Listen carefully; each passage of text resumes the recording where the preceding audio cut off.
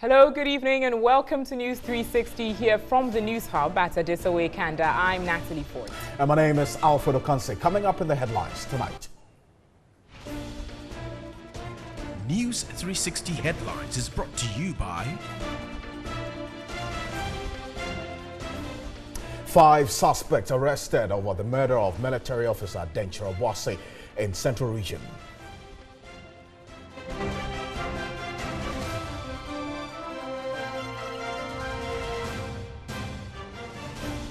Also, suspected killers of MP for Ibuakwa North, JB Dankwa Edu, rearrested for further investigations.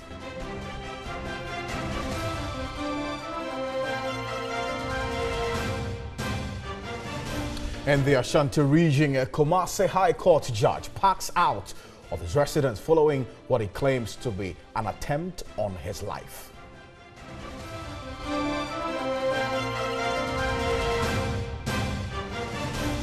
And in business this evening, a Sogli thermal plant at Pong near Tema shut down due to unavailability of gas.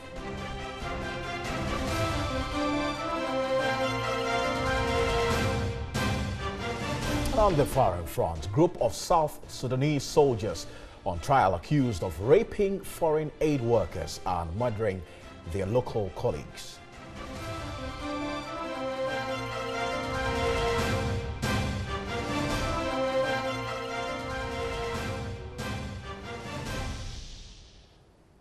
We're going to bring you details of these and more here on News 360. To our first story this evening, let's go straight to the Central Region. President of the Executives and members of the Denchira Development Association, Joseph Bano Loko, is saying that the lynching of the deceased Captain Maxwell Mahama is not as a result of Galamsey activities as been reported. Meanwhile, he admitted the operation of Galamsey by the indigents of Denchira was halted only 3 weeks ago. The late Captain Maxwell Mahama was said to have gone for an early morning jogging when he was lynched at Diaso, a small town in Denchira Boase, after a mob allegedly mistook him for an armed robber. Captain Mahama's death has created disquiet in the town after it was established that the deceased was a military man on official duty. The Ghana Armed Forces has sent a fact-finding team led by the Chief of Army Staff to the scene of the accident to ascertain the facts of the case. According to the Armed Forces, the late officer was the detachment commander of troops on operational duties in the general area. The Armed Forces has also urged its personnel to remain calm. Also, some members of parliament have called for speedy investigations to ascertain the circumstances under which Captain Mahama was murdered. Meanwhile, 5 suspects have been arrested in connection with the murder of the military officer at Denchira Boase in the Central Region. A joint military and police team rounded up and screened about 50 residents. A number of Ghanaians, including former President John Mahama, have expressed their condolences to the family of the late captain. The Captain Maxwell Mahama was an officer of the 5th Battalion of Infantry and married to Barbara Mahama with 2 children.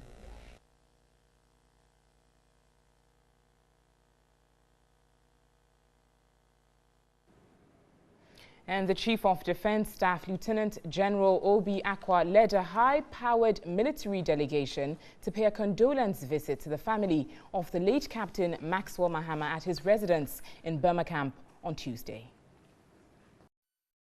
The purpose of the visit was to mourn and share the pain with the family about the gruesome killing of their beloved. The CDS expressed his heartfelt condolences to the family and assured them the perpetrators would be brought to justice. So far, I think we are making progress. We are making progress. We are making progress in that we have identified physically on the ground those who were involved. We have also got electronic cover those who were also involved. I have no doubt that these people will be picked up. So I'm waiting for the next citron, which should be coming in the next year. For us to identify them, put them before the law, so so that the whole Ghana will see the consequences of this brutal murder.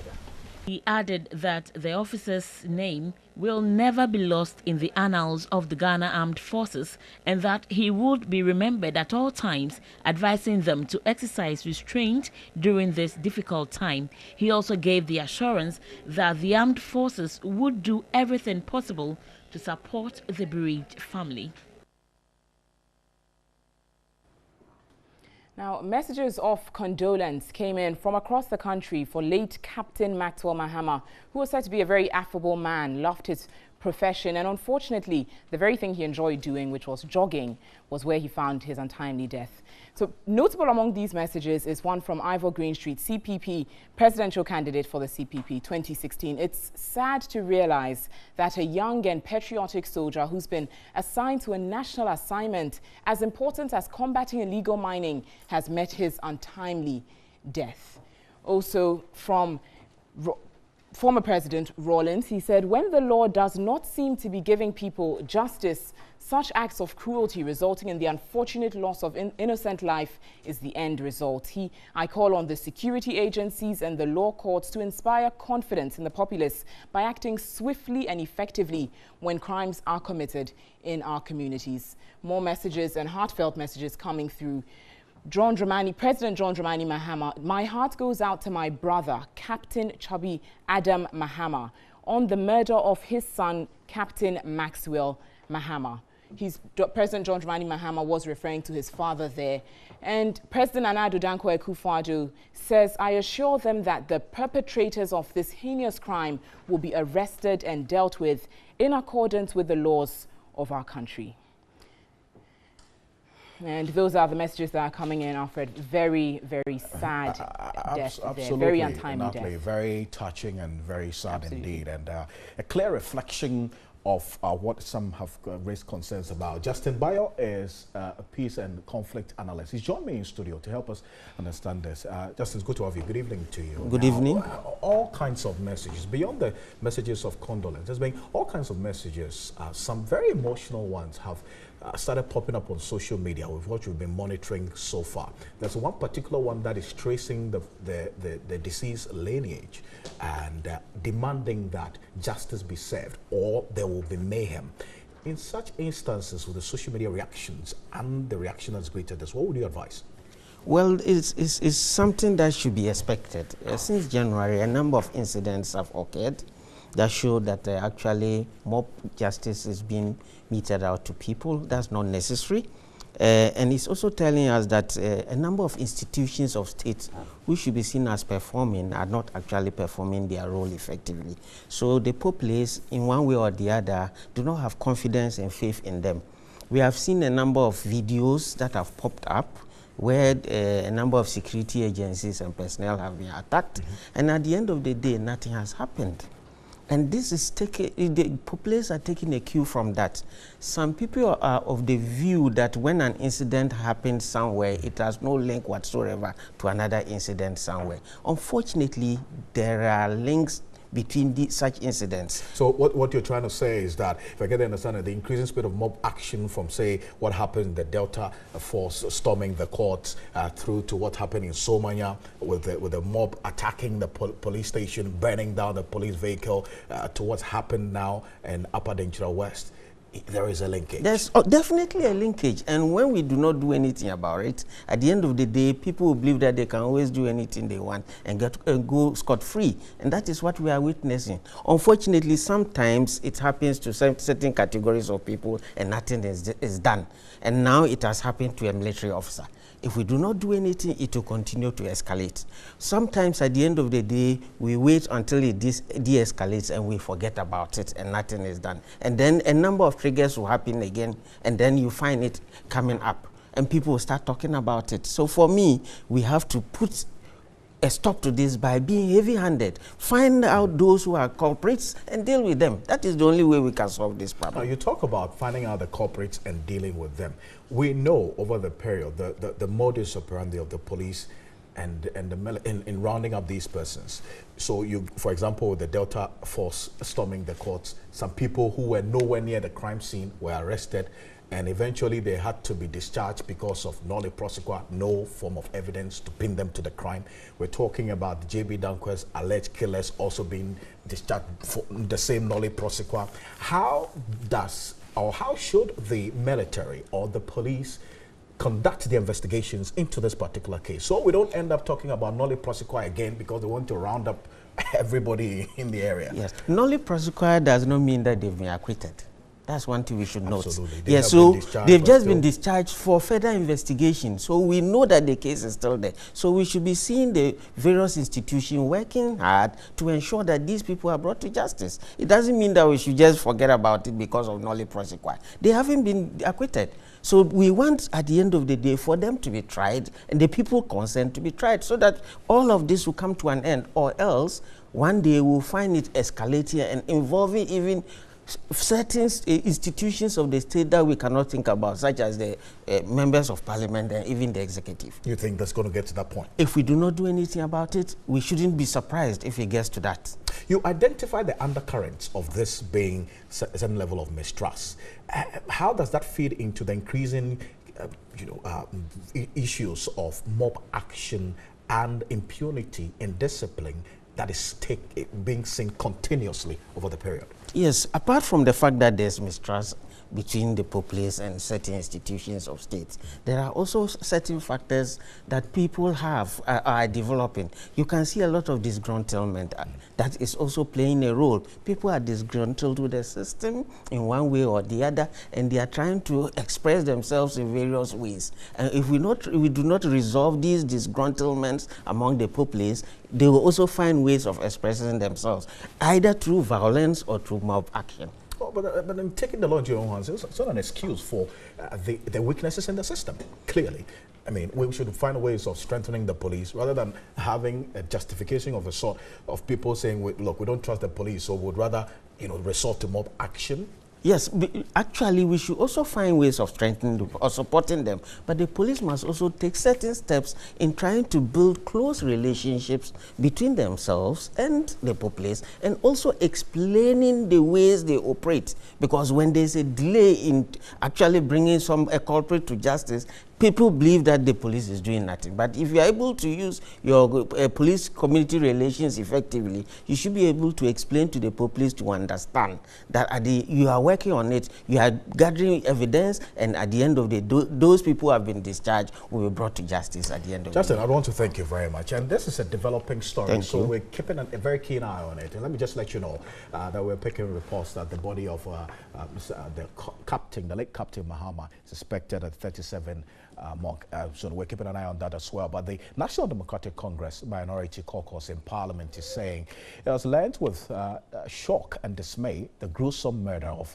Captain Maxwell Mahama, which occurred on May 29, 2017 at Denchira-Boase in the Central Region. The caucus condemned the act and therefore implore government as a matter of urgency to explore all legal and legitimate means to bring the perpetrators to book as soon as possible. In a statement signed by the minority leader, Haruna Idrisu, commiserated with the military high command and officers and men of the Ghana Armed Forces on the sad loss and urged them to continue to exercise restraint as the matter is being dealt with. The group expressed their condolences to the bereaved family, especially the wife and children.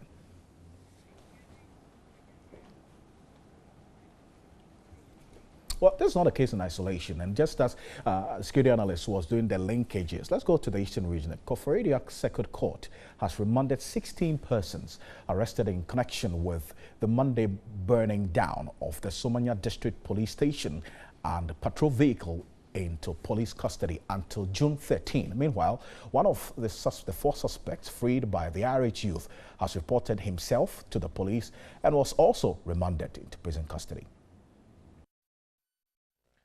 Some irate youth of Somanya ran riot and destroyed property, including the district police station, and burnt the only police patrol vehicle in the area.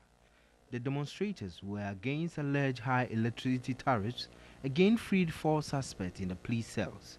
Those arrested include the assemblyman for Sawe Electra area Ebenezer Jones Adamte, who allegedly led the demonstration. The prosecution prayed the Koforidua Circuit Court to remand the accused persons to allow them time to investigate the incident. This was upheld by the presiding judge, who asked the 16 accused persons to be remanded into police custody until June 13. Meanwhile, reports reaching TV3 indicate that the police had reportedly raided the residence of the alleged ringleader of the demonstrations and the assemblyman for the Sawe electoral area, Ebenezer Jones Adamte. Member of Parliament for Yilo Krobo, Magnus Kofi Amoate, expressed disgust over the development.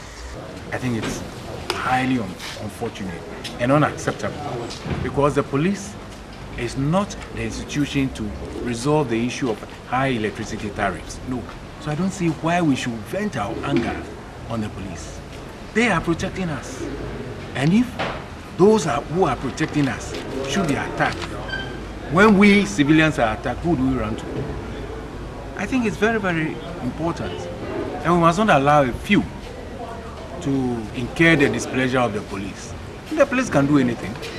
They may decide to take leave of us. And when they are gone, it's we civilians who bear the brunt of the absence. There is calm in the Somanya community and its environs following the deployment of more police personnel.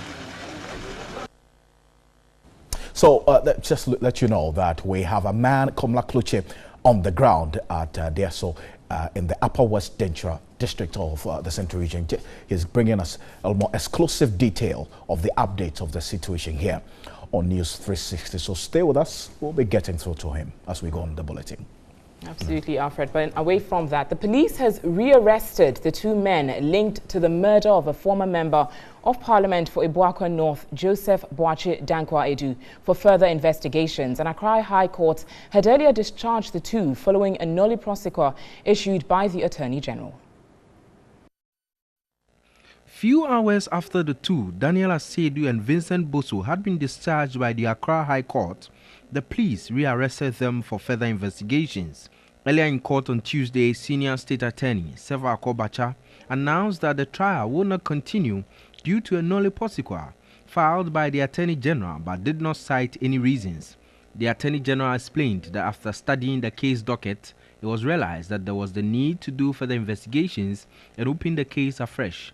Technically, investigators cannot conduct further investigations and interrogate the accused persons and other suspects while trial is underway, hence the filing of the nolle prosequi. Daniel Asedu, a 19-year-old phone dealer, was facing murder and robbery, and his accomplice, Vincent Boso, also a phone repairer, was charged with abetment of robbery.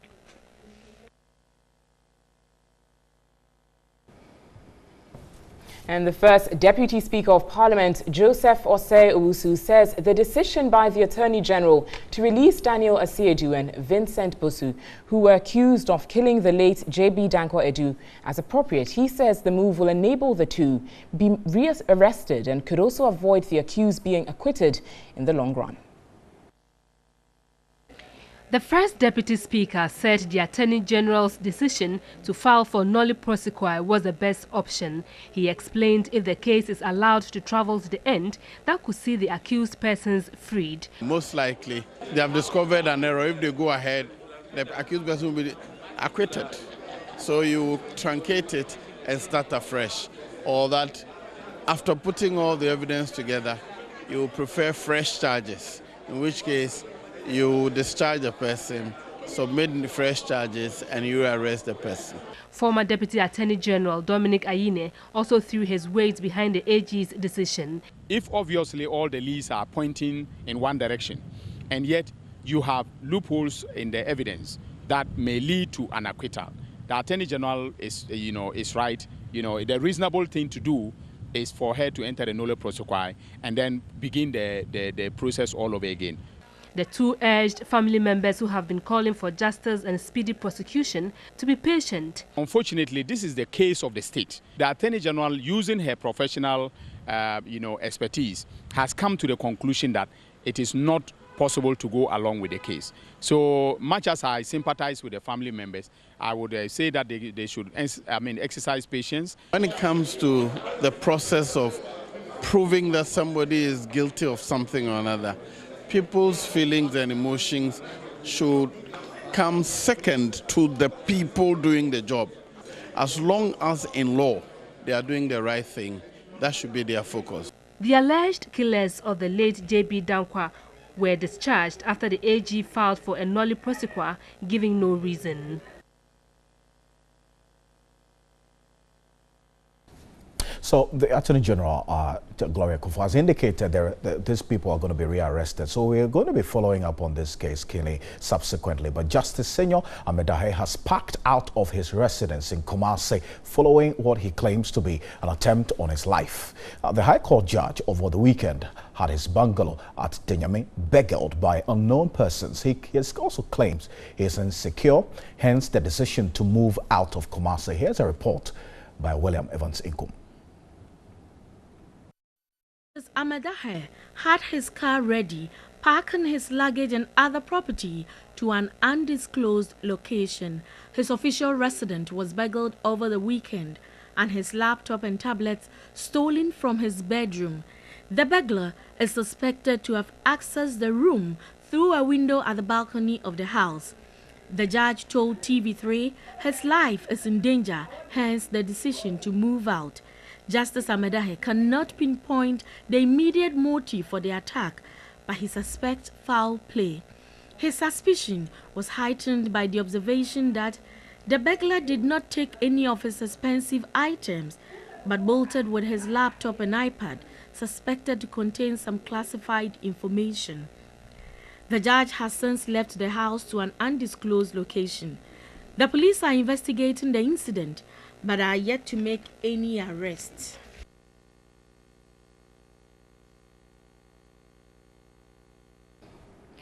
We'll bring you more on this issue in our subsequent bulletins. In other stories, the scaffolds at the ShopRite supermarket at the Accra Mall have been dismantled following an ultimatum by the Factory Inspectorate Division of the Ministry of Employment to the management of the facility. A report by TV3 News highlighting the danger of the scaffolds to shoppers attracted the attention of safety inspectors, resulting in the order for scaffolds to be removed. Safety at the Accra Mall was relegated to the background for more than a month as customers had to shop in the midst of dangerous mounted scaffolds. Although management have posted warning inscription on safety on the scaffold, the shopping area was not cordoned off, thereby exposing shoppers to danger.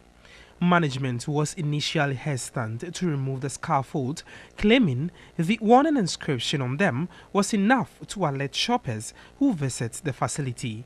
But the Factory Inspectorate Division of the Ministry of Employment and Labour Relations compelled the company to remove them. At about 10:20 Tuesday morning, a team from the Factory Inspectorate Division of the Ministry of Employment and Labour Relations was at the mall again to ensure that safety is prioritized. He affirmed the Inspectorate Division will periodically monitor the safety compliance measures at the mall. Project manager of Diagonal Project Ghana, the firm in charge of the renovation works at the mall, promised to respect adequate security. Okay, so Parliament is to begin sitting from 12 noon to 2 p.m. each day, beginning Wednesday for about 3 weeks. A new sitting arrangement is to allow workers re-roofing the chamber block carry out the renovation works.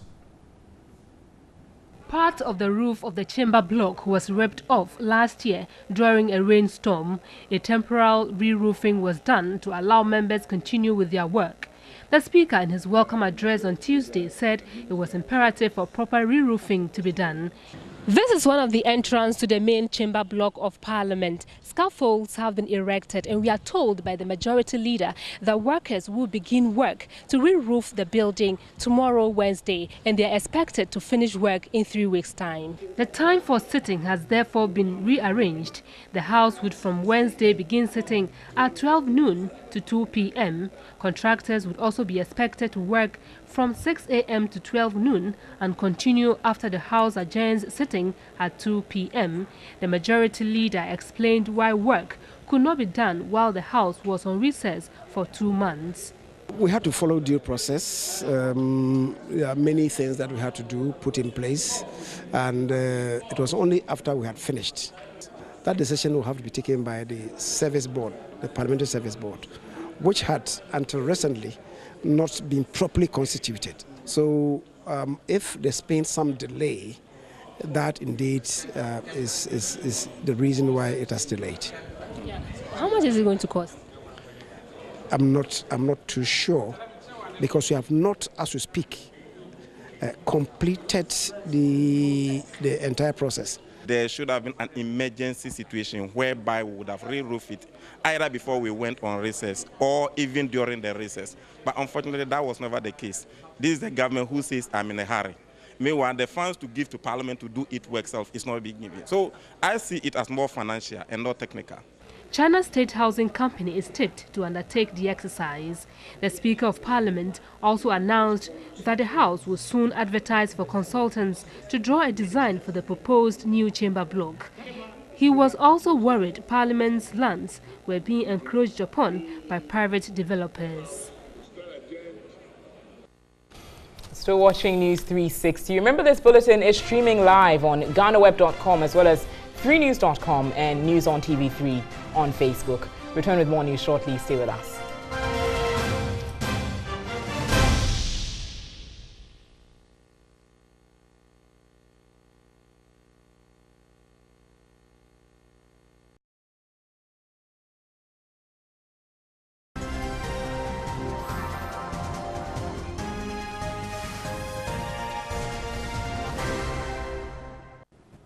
You're still watching News 360. Thanks for staying with us. Let's do business now. My name is Nanikia Mensah Bramper. Starting with tonight, the Asogli thermal plant in Bonye, Tema, has been shut down due to the unavailability of gas. The plant, which has been expanded to produce some 560 megawatts since March this year, remains shut due to the non-availability of natural gas and light crude to operate it. Here's a news desk report.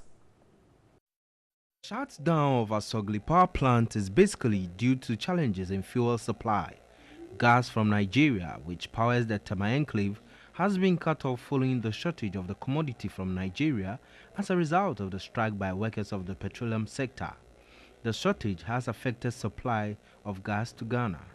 Chase Petroleum's refusal to allow Sonon Asogli to tie into the 36-inch single-point mooring crude oil pipeline to feed its generation plant, meaning the thermal plant could not get light crude as an alternative fuel to the gas. Chase wanted the Asogli power plant to connect from its yard so as to regulate the valve. The pipeline in dispute is reportedly owned by Tor and Oil Tanking. Should Chase allow Asogli to connect to the pipeline, the danger is that anytime Chase experiences any industrial action, Asogli will suffer shortage. The current situation brings to the fore the issue of fuel security for the thermal plant in the country. Will the Chinibua, Enyura and Intome 10 project be the solution to the fuel supply challenges for the generation of electricity in the country? The 10 project is expected to provide around 50 million standard cubic feet per day of gas from the field. Currently, Ghana's Etuabo gas plant supplies an average of 70 million standard cubic feet of gas per day to power the plant in the Abuaze enclave. Now, the Prime Minister of the Gauteng province in South Africa, David Makhura, wants government on the continent to formulate business-friendly policies to attract both domestic and foreign investors. Speaking at a panel discussion in Accra, the Prime Minister said Gauteng is learning from the innovative ways of doing business on the continent. Is the economic and industrial hub of South Africa and the African continent. However, the province has suffered from global economic slowdown. In order to restore investor confidence, it is open for business initiatives such as the Gauteng Investment Center. This project will bring key services to those wanting to start businesses in South Africa's richest province. Gauteng contributes more than 35% to the GDP of South Africa. Speaking at a business panel discussion on how the Gauteng province from South Africa could do business with their Ghanaian counterparts in Accra, the Premier, David Makhura, commended Ghana for being one of the best countries on the African continent for its stable government and peaceful transition. He mentioned legislation, policies, crime and corruption are some challenges facing the development of business in Africa. There are lapses in the judgments of leaders. There must be so much pressure. So good governance is important. Active citizenry is very, very important to unlock development. But we also need a business sector that is not feeling entitled, that's innovative all the time, but a business sector that also is ethical. The Chief Executive Officer of the Ghana Investment Promotion Center, Yofi Grant, says government needs to learn from the private sector as it seeks to regionalize intra-Africa trade. Within Africa, the intra-Africa business opportunities now, and there's so much of it. I mean, with an internal trade of between 12 and 15%, that's woefully inadequate. But there are other things that definitely would open up the space. Other speakers also discussed public-private partnerships as a way of doing business in Houghton. In more news tonight, Deputy Director for Economic Trade and Investments at the Ministry of Foreign Affairs, Eva Denu, has hinted of plans in aiding smooth facilitation of trade and investment through private partnership for economic growth. The move, according to her, forms part of the operations of the Economic Trade and Investments Bureau, instituted to coordinate trade activities in the country. Economic trade and investment among African countries has over the years witnessed numerous challenges owing to trade obstructions, limited movement of goods, services, people and capital across borders. This has resulted in limited growth of inter-regional trade and investment throughout the continent. Speaking at the 12th Ghana Africa Business Awards, which aims at recognizing some outstanding private companies in Accra, Deputy Director of Economic Trade and Investment at the Ministry of Foreign Affairs, Eva Denu, underscored the need to empower local enterprises to engender economic growth. We need to tap the enormous trade and investment potentials through regional integration. It is therefore in our own interest to support Africa to attain its full economic potentials. Dean of the African Diplomatic Corps and Ambassador of Zimbabwe, Pevlin Tendai Musaka, commended the government for its approach towards achieving regional integration and socio-economic growth through trade and investment.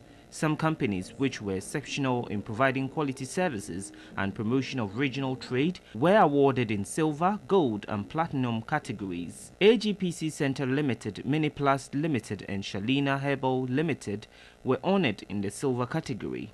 Gold category went to Diplo FZ Limited, Gold Recovery Ghana Limited, Golden Dragon Casino, Olam Ghana Limited, Plot Enterprise Ghana Limited and Sterling International Limited. And the platinum category, Decoplus Limited, E-Process International Limited, Golden Tulip Hotel and Unilever Ghana Limited were also honored for their extraordinary contributions to economic growth. Some of the awardees expressed their joy. It's a recognition more or less for the role we have played as far as manufacturing and marketing is concerned in this country. It's just a recognition of the kind of contribution that we've made to the development of our country. This whole event is about foreign investment into Ghana, and the first point for any foreign investor is a hotel. So it's really important that young Ghana looks after these people as well as they possibly can. Remember, there's more news on our website. It's 3news.com. That's it for business. My name is Nanikia Mensabra. For more on News 360. Good evening.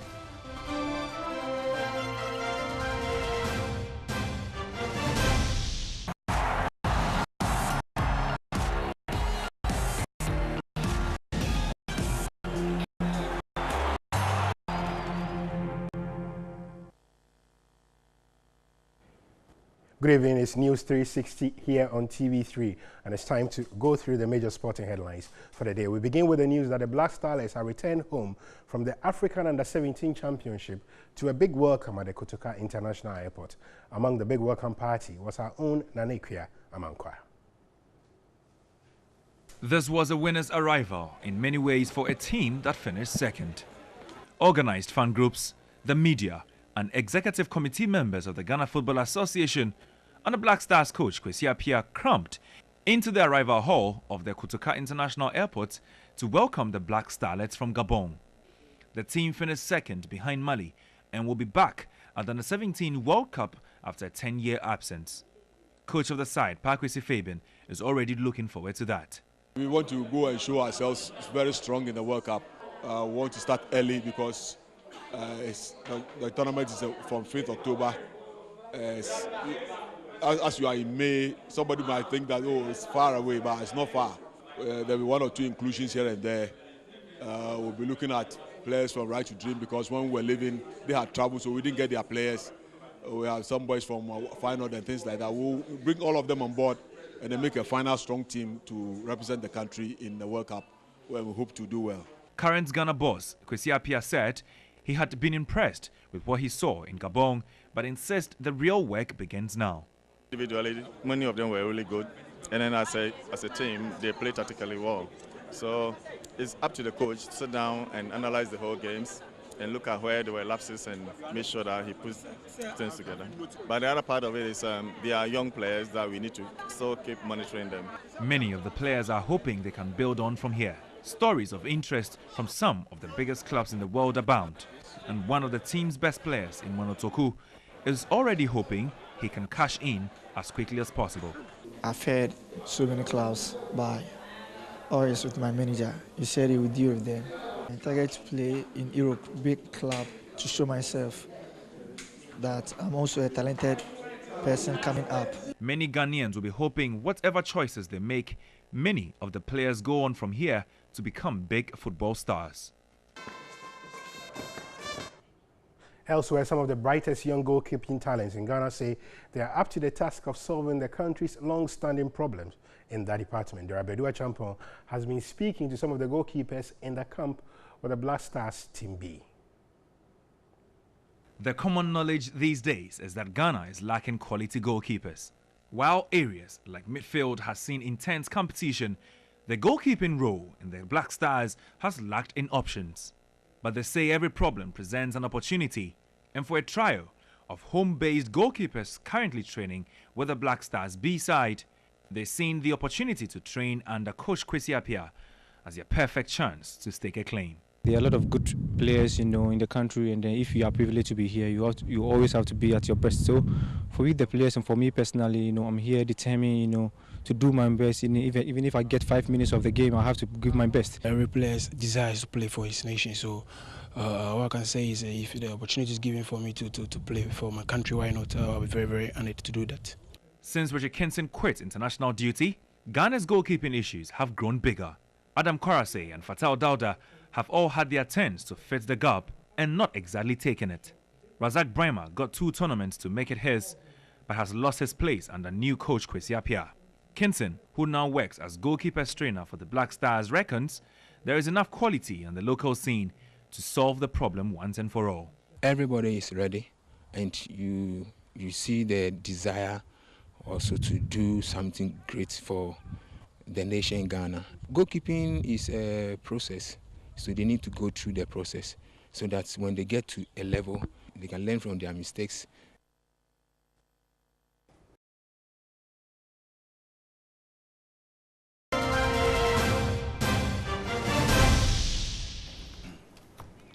Welcome back to News 360. President Akufo-Addo has charged leadership of ECOWAS to institute measures to expand trade and bring prosperity to its people. The president was speaking at a national policy dialogue on the theme Bringing West African Integration Home for National Development, held in Accra. The Regional Integration Forum was organized by the Center for Regional Integration in Africa to mark the 42nd anniversary of ECOWAS. The policy dialogue project was aimed at engaging state and non-state actors to deliberate on national challenges impacting the implementation of the ECOWAS agenda. Former MP and Ambassador James Victor Ogbeho was worried ECOWAS' economic master plan has not been implemented after 6 decades of independence. The executive director of the Center for Regional Integration in Africa, Professor SKB Asante, wants commitments from member countries to advance the regional strategic plan. There is thus insufficient participation of such key actors as civil society, private sector, or the business community. academia, and development partners in the ECOWAS integration process. This has contributed to the slow process of the community's integration. President Akufo-Addo cited lack of political will as a stumbling block in ensuring interregional commerce and cooperation for effective economic integration. Our problem over the years, I suggest, has been leadership. The implementation of these plans has been left to well-meaning technocrats and bureaucrats. However well-meaning they may be, our region cannot make the bold transforming changes it needs to make without visionary political leadership. We need leadership that is focused on the region and not on individual countries. The president called for the involvement of the citizenry to promote regional integration.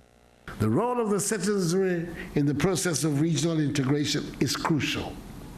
It is important that the integration process becomes part and parcel of the national conversation in each of the member countries of ECOWAS, and not just a matter to be dealt with by the officials and heads of states and meetings and proceedings of ECOWAS.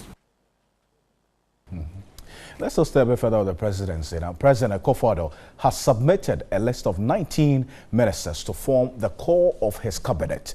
This was announced by the Speaker of Parliament when the House resumed sitting earlier today. The list includes Minister for Trade and Industry, Alan Chemanting, Finance Minister, Ken Oforiatta, Minister of Defense, Dominic Nitiwo, Minister of Interior, Ambrose Derry, Minister of Energy, Dr. Boache Jacko, Attorney General, Gloria Kofo, Minister of Foreign Affairs, Shelley Ayoko Boche, Minister of Agriculture, Dr. Owusu Efriye Akoto, Minister of Education, Dr. Matthew Poko Prempe, Minister of Health, Kweku Ajiman Menu, Minister of Monitoring and Evaluation, Dr. Anthony Akoto Osei, Minister of Regional Reorganization and Development, Dan Kweku Boche. The rest are the Minister of Land and Natural Resources, John Peter Meu, Minister of Sanitation and Water Resources, Joseph Kofi Ada, Minister of Railway Development, Joe Gate, and Minister of Employment and Labour Relations, Ignatius Bafwewa, Minister of Transport, Kweku Ofori Esiama, Minister of Tourism, Culture and Creative Arts, Catherine Afiko, and Minister of Special Development Initiative, Mavis Hawa Kumsen.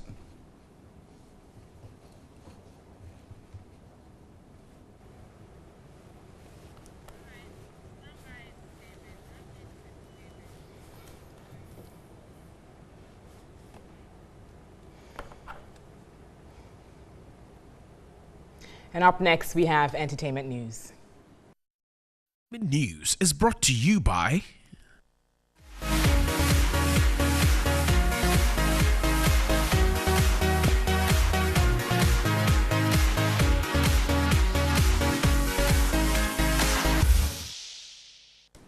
In entertainment this evening, media personality KKD has called on stakeholders in the entertainment industry to throw their weight behind dancehall act Stonebwoy in his BET bid. The fashionista admonished that musicians should put a stop to rivalry in the industry and focus on profitable ventures. It's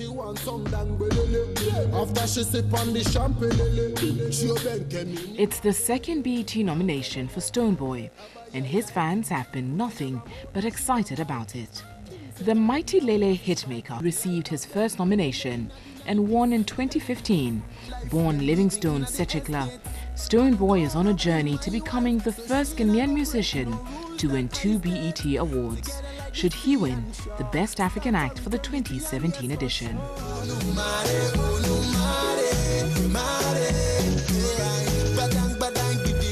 The debate after his nomination has centered on whether or not it should have been Shatta Wale, and if Shatta Wale supports his bid for the award or not.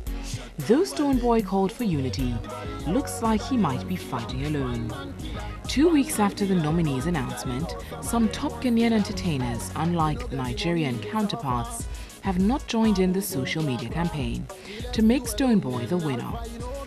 With the exception of a few including Sarkodie, Edem, Miss V and a couple of up-and-coming artists, most of the celebs with large social media following have not shown their support to the Wogbejeke composer. You know we come from far, we don't watch nobody. Hey, bubble and wine to the rhythm and dance every day.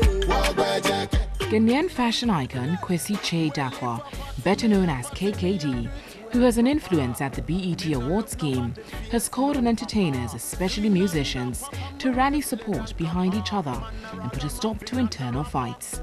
If we don't promote our artists who have made music, and all we do is promote artists from other places, whenever there are possibilities for awards to be received, they are the ones who will be receiving the awards. Why? Because they are the ones we promote. And not only that, when there's employment for big shows for them to go and play, they are the ones who will get the jobs to go and play. He advised the music industry to rather take advantage of the opportunities BET presents.